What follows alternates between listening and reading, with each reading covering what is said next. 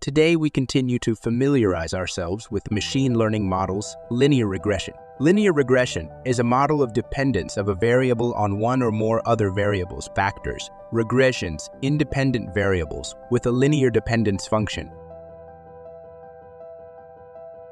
To demonstrate this, during this session we begin by obtaining the data and then proceed to train a linear regression model for the regression problem. Accordingly, the data for the regression problem, we generate 50 objects which consist of one attribute, and it is one useful feature. And add a little noise to make the model more interesting to learn.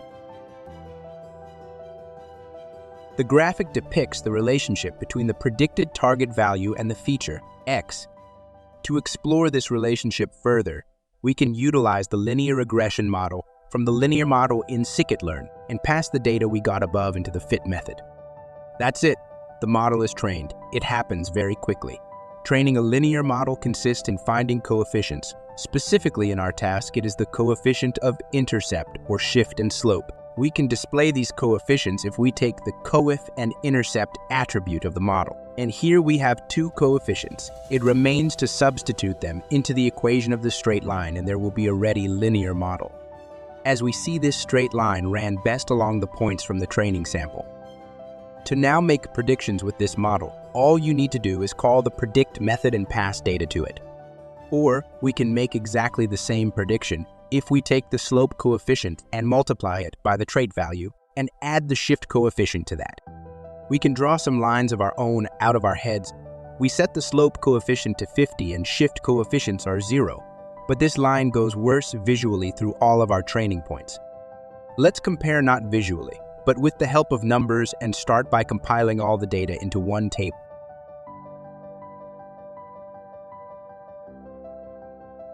Pred model good are values on the line at x coordinates of the first model.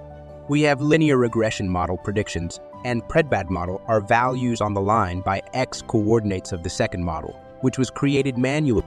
Let's calculate the deviations of predictions from the truth for each model. Here, too, we see that the scikit-learn model has smaller deviations than the second model for the first 5 objects. Now let's calculate a metric on all objects, which will allow us to evaluate the quality of the constructed lines. Let's take mean squared error.